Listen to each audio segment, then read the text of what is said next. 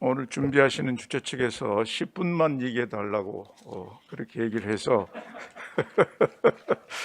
이거를 제가 10분에 소화할 능력이 없기 때문에 중점적인 부분만, 제가 강조하고 싶은 부분만 중점적으로 말씀을 드리겠습니다. 먼저 지금 세계 모든 나라가 다 고민하고 있는 것이 일자리 창출입니다. 그렇기 때문에 우리 산업이 기본적으로 고민해야 될 것이 어떻게 하면은 일자리를 창출하느냐. 그런데 여기에 더 붙여져 있는 과제가 양극화 해소입니다. 지금 코로나 이 병 때문에 양극화가 더 심해졌습니다. 그래서 사회 정치적으로 양극화 심화에 대한 요구가 가장 강하게 지금 나타나고 앞으로도 계속 그 요구는 강해질 것으로 봅니다. 그런 관점에서 보면은 그냥 일자리가 아니고 좋은 일자리, 양극화 완화에 도움이 되는 일자리, 이거를 창출한다 하는 것을 제1 우선순위로 보고 산업에 대해서 생각해 보자. 우선 그렇게 말씀을 드리고 싶습니다. 다음에 여건 변화, 이거는 뭐 우리가 다 같이 지금 공유하는 대로 여러 가지가 있습니다만 얘기가 좀 덜 되는 부분만 제가 말씀을 드리겠습니다. 정권 교체의 시기에 나타나는 이 불확실성 문제입니다. 이 불확실성 문제는 핵심은 민간의 입장에서 보면은 앞으로 새로운 정부가 나의 재산권, 나의 자유로운 선택, 여기에 어느 정도까지 개입할 것인가, 여기에 대해서 항상 불확실성을 느낍니다. 그게 좀 보다가 내가 이제 앞으로 자유롭게 투자 의사 결정을 한다든가 내 재산권 행사를 할 때 이 정부는 상당히 많은 부분에 간섭을 하겠구나. 그러면 투자에 소극적이 되는 거고 상당한 자유로운 선택을 허용해 주겠구나. 그러면 적극적이 됩니다. 이것은 루즈벨트 대통령이 뉴딜 정책을 할 때 그거를 다 지금 성공했다고 보는데 내부적으로는 2차 세계대전이 없었으면 아주 어려웠습니다.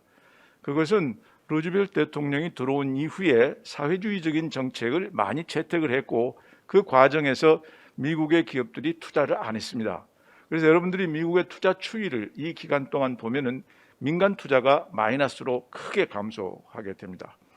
그러다가 세계 대전이 일어나게 되니까 민간 기업의 생산 능력이 없으면 전쟁에서 이길 수 없기 때문에 다시 민간의 역할이 대두가 되고 결과적으로 뉴딜이 성공한 것처럼 보인 겁니다. 정권이 교체될 시점은 민간의 입장에서 보면은 언제든지 이런 불확실성을 생각하게 됩니다. 그렇기 때문에 여기에서 산업을 보는 입장에서는 정부와 그리고 민간의 역할 분담, 앞으로 정부가 민간에 어느 정도 개입할 것인가, 민간에 어느 정도 주도권을 주고 정부는 지원할 것인지, 그렇지 않으면 정부가 다 하고 민간은 따라오라고 할 것인지, 이것에 대해서 좀 고민을 해야 합니다. 저는 우리 정부가 어떤 정책을 취하든 간에 우리의 경쟁력 있는 기업들이 계속해서 경쟁력을 유지만 하면 우리나라는 잘 나갈 걸로 봅니다. 지금 이미 10대 강국에 들었습니다만 현재 잘하고 있는 민간 기업들의 그 창의력 그리고 투자 의욕을 계속 살려만 주면 우리 경제는 앞으로도 계속 잘 나간다. 그래서 이런 관점에서 하나 우리가 산업에 대해서 얘기할 때 고민을 해야 될 것 같고요. 연결됩니다만은 결국 양극화가 심화되면은 그것에 대한 시정 요구는 정치 사회적으로 반드시 나오게 되어 있습니다. 그리고 우리는 민주주의라는 이 정치 체제에서 살고 있기 때문에 다수가 요구하면은 따라갈 수밖에 없는 것입니다. 그것이 투표의 과정에서 나타납니다. 여기에서 산업을 보는 입장에서는 고민이 생깁니다. 양극화 해소를 하다 보면 이게 이제 정의니 공정이라는 말과 함께 나타나게 되는 것이 효율성은 어떻게 하느냐. 그럼 효율성하고의 충돌 문제가 생깁니다. 그런데 산업의 핵심 능력은 경쟁력입니다. 효율성을 떨어뜨리면 경쟁력이 무너지는데 양극화 문제에 들어가다 보면 이거를 좀 완화하기 위해서는 효율성을 좀 희생해야 되는 그 충돌이 생기게 됩니다. 그런데 그러면 길게 봐서 공정하고 정의로운 경제라는 것은 뭐냐? 이거 여러분들 한번 고민해 보십시오. 무엇이 공정하고 정의로운 경제인가? 좋은 일자리를 만들어주는 그런 구조 그리고 질서를 갖고 있는 경제가 공정하고 정의롭습니다. 일자리는 없는데 보조금만 많이 주겠다? 그거 어떻게 오래 갈 수 있습니까? 그렇기 때문에 산업이 갖고 있는 기본 기능인 일자리 창출도 양극화의 관점에서 보면은 좋은 일자리 이거를 창출하는 것이 중요하다. 이 두 가지를 먼저 고민 사항으로 나누고 싶고요. 그다음 다자주의, 미중 간 기술 채권, 기술 변화 이건 모두 다 같이 논의가 되는 부분이기 때문에 넘어가겠습니다. 단지 디지털 플랫폼 경제로의 이 전환 과정 여기서 중요한 것은 전통적으로 산업 정책 그러면은 생산업체 중심으로 생각하는 경향이 있었습니다. 그런데 이제 생산업체라는 개념 자체가 이 디지털 플랫폼으로 인해서 많이 바뀌고 있기 때문에 이제는 산업을 생각할 때 소프트 파워, 이제 하드 파워가 아니라 소프트 파워 쪽으로 우리가 많이 넘어가야 된다. 동시에 플랫폼 비즈니스라는 것이 대세화되면서 이제는 네트워크라는 게 중요해졌다. 그래서 산업을 생각할 때 소프트 파워, 네트워크 이쪽으로 생각의 영역을 넓혀서 얘기를 해야 된다. 이 면에서 우리 행정의 부처 간의 융합이 아주 중요하게 논의가 돼야 됩니다.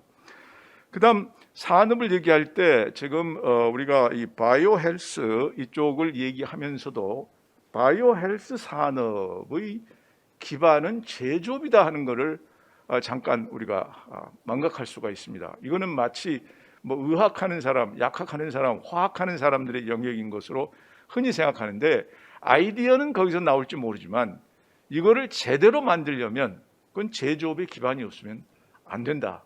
이게 산업에서 앞으로 고민해야 될 사항입니다. 현재 우리가 방역에 있어서도 어려움을 겪고 있는 이유가 제조업과 그리고 식약처 질병청 간의 대화가 잘 안 되고 있기 때문에 그런 겁니다.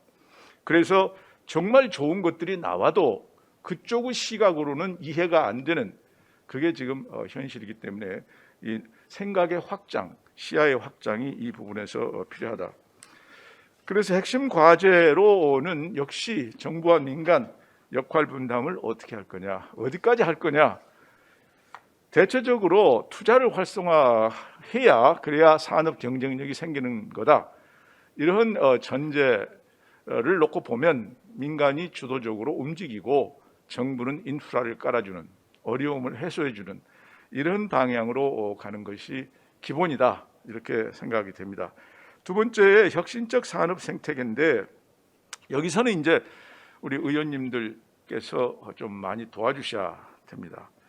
사고만 하나 생기면 국회에서 입법합니다.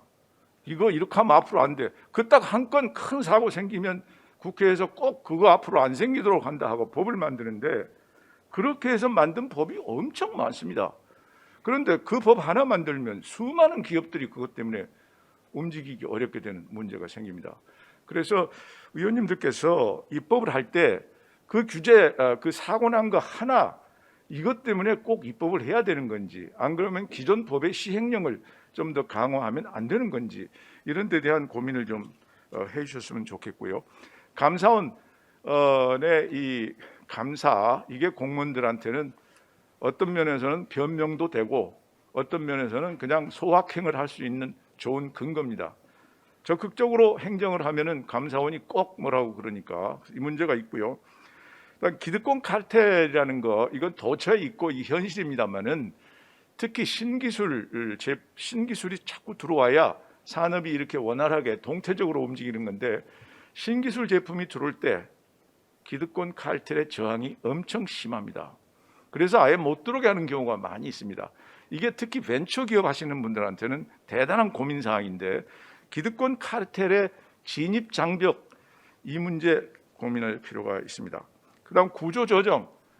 구조조정은 정치적인 이해관계가 얽혀 있어가지고 쉽지가 않습니다.